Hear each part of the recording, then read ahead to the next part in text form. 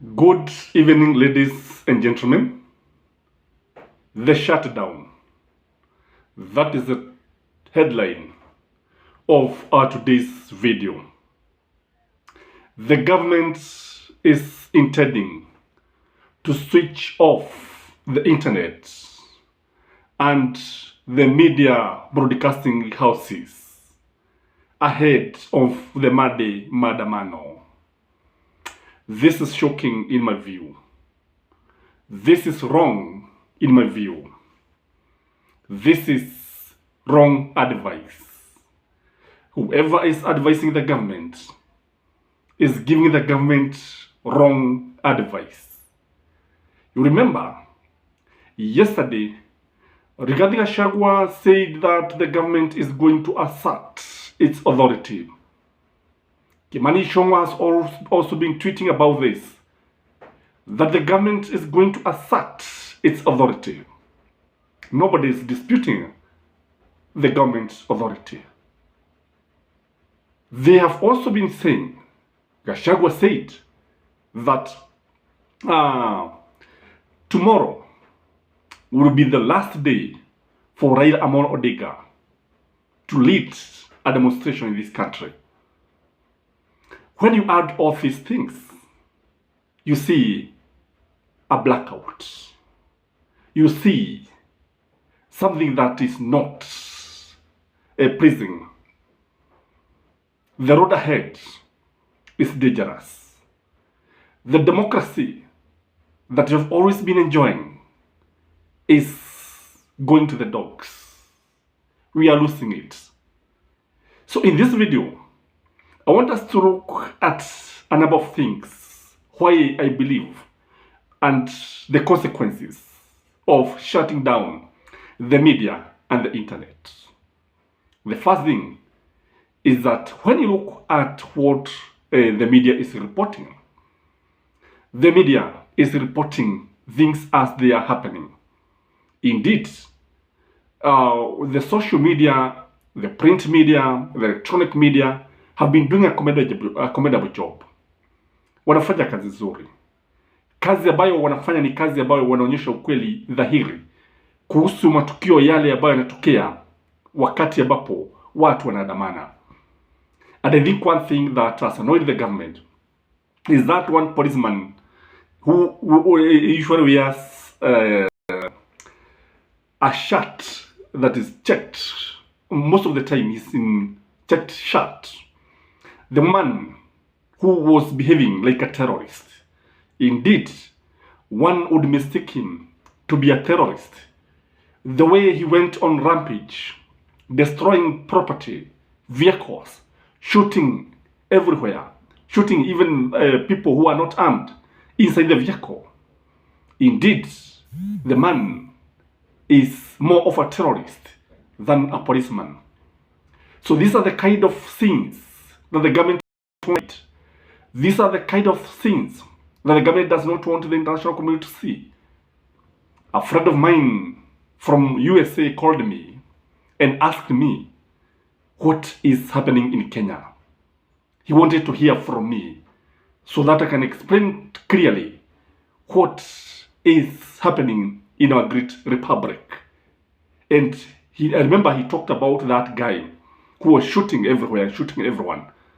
And the guy was asking me whether the policeman has been arrested. And I don't know whether the guy is even reporting to his office.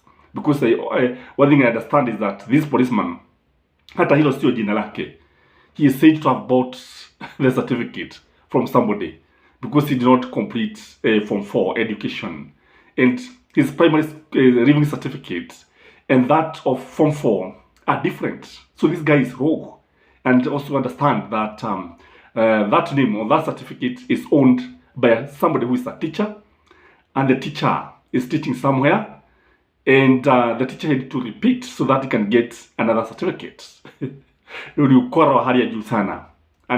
when I was looking at his number, because the number is everywhere, I realized that for sure he's the registered owner of that number. He's a bona fide owner of that line. And the man, when you look at him, you wonder whether the man is mad. And these are the kind of things that the government want to hide.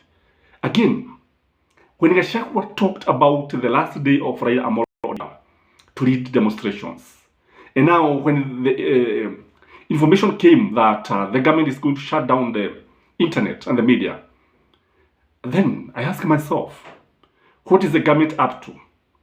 Is there something that the government is hiding? Is there something that the government want to do to Raila Amolo Odinga?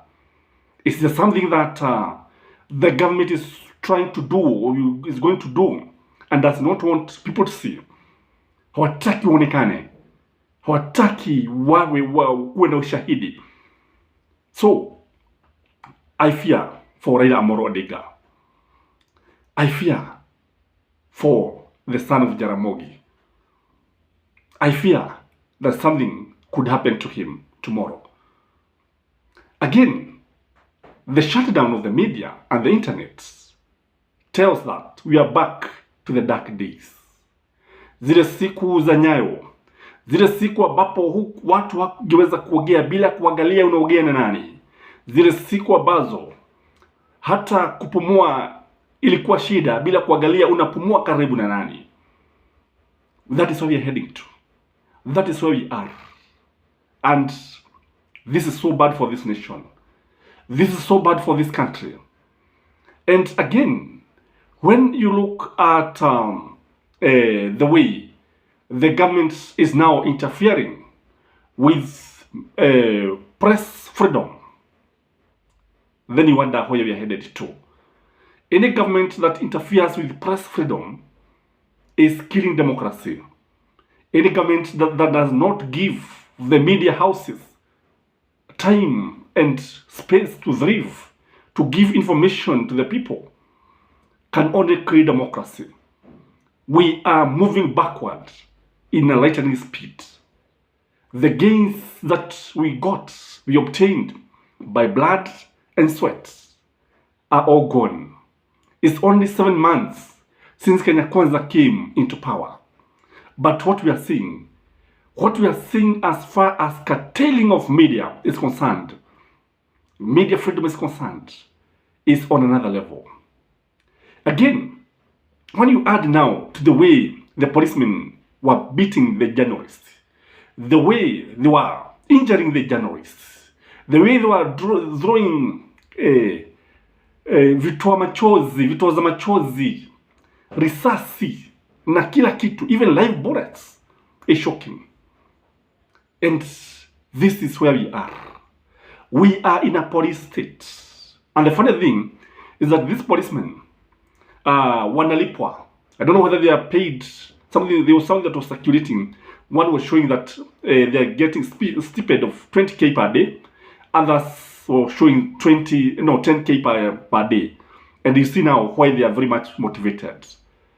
Again, I believe that because the government is very much determined to stop Raila Amolo Odinga, and Raila Amolo Odinga is so much determined to ensure kesho itakuwa siku ya maandamano ambayo hajai kuonekana katika taifa hili, kulingana na Raila Amolo Odinga vile ambavyo amewaarifu wafuasi wa Azimio. The government want to hide the truth. The government want to hide. Because you see, the international community is now coming out. The international community is concerned with what is happening. None other than the American ambassador that is yesterday, talked about the way the government is handling journalists, the way the government is treating unarmed people. Kile ambacho serikali sasa inataka kuficha ni kwamba hawataki watu waone huu kweli. Hawataki watu wajue kwamba hii serikali inapiga watu wake. I've never seen a government that is attacking its people. It is only yesterday that we saw 40 churches converging in Kakamega, and instead of worshiping God, instead of thanking God for sending his only son to save the humanity, they attacked Raila Amolo Odinga. The meeting was turned into Raila Amolo Odinga's affair. And this is something that we have not seen before.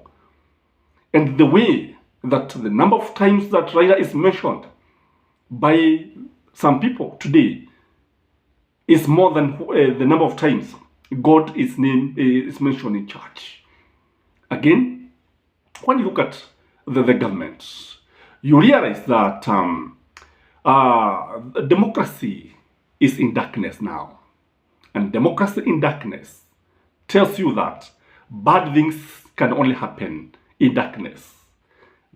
Wakati ambapo kuna giza totoro, inamaanisha kwamba vile vitendo ambavyo vinaweza kufanywa gizani ni vitendo vya kiibilisi, vitendo vya kihayawani, vitendo ambavyo havifai kuonekana na kufanywa na binadamu ambaye amepewa akili timamu na Mungu Mwenyezi Mungu, Mungu muumba wa binadamu.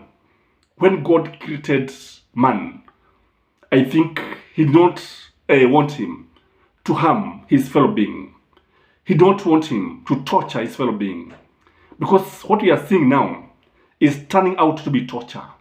What we are seeing now is turning out to be something that can only be described as a situation that the government is descending on its people. And something else that is making the government to shut down the media houses is because of the ICC. When I was talking to a number of lawyers, they were telling me that what the police are doing is now meeting the threshold of ICC. Because what they are doing is like they are torturing the population. The brutality that is being meted on unarmed people, shooting them, water canisters, kila mahali, kuumiza, ni jambo ambalo linaweza kusababisha ICC, the International Criminal Court, now starting to summon some of these people and issuing a warrant of arrest. So the government need to hide the evidence. The government needs to protect the policemen. And the buck stops with a number of people. One, William Samoei Ruto. If this is going to happen, when the history of this nation will be written, and you know, history is one very important thing that because definitely in the fullness time, the history of this nation has to be written. And when it is written, William Samoei Ruto will occupy a chapter, a dark chapter, if he do this. If he's going to shut down the internet, if he's going to shut down the broadcasting houses, history will be very unkind to him. Another person is the Inspector General. If the people are going to be attacked the way tumeona wakifanywa, I believe history will also judge him very harshly. People who have been driving this nation to anarchy, because for sure we look like we are headed to anarchy. The language that is being used by UDA people, calling Raila Amolo Odinga anarchist, terrorist, bandit, mtu wa kitendawili, mugaga, all types of names, is something that should not happen in a country like Kenya. It is something that should not happen in a country that prides itself among the community of nations. When the internet is shut down, some people will lose huge as far as businesses are concerned, especially the youth. People will suffer, let me tell you, because some people depend on the internet, and some people have to create content.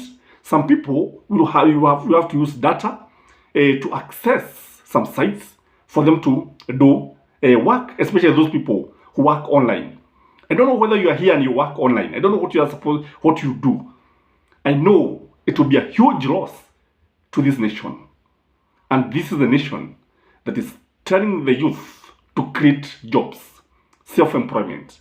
And the same government now that is shutting down the internet. It should not happen in a country like Kenya. We have come from far. Pale ambapo tumefika, hatuwezi kurudi nyuma. Safari kuna mahali ambapo unaweza fika, tukasema kwamba nyuma haturudi, lazima tusoge mbele. Hata kama kuna nini, hata kama kuna misitu na nyika, itatubidi tunyakue nyika hizi na tukwe milima ili tuweze kumaliza safari ambayo tuianza. Safari inaweza kuwa ndefu, lakini tunajua kwamba penye nia pana njia. Kile ambacho tungetaka kuishawishi serikali ya William Samoei Ruto, don't shut down the internet. It is unfair to the voters. It is unfair to the nation.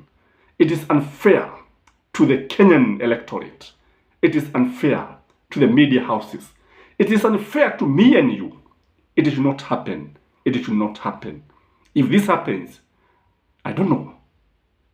This is Gachie Skyman, the tallest man in Black Africa.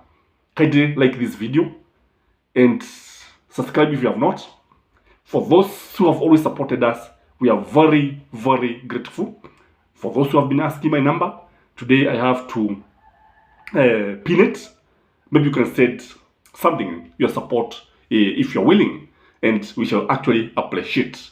May you have a blessed Sunday, and God bless Kenya. Bye-bye.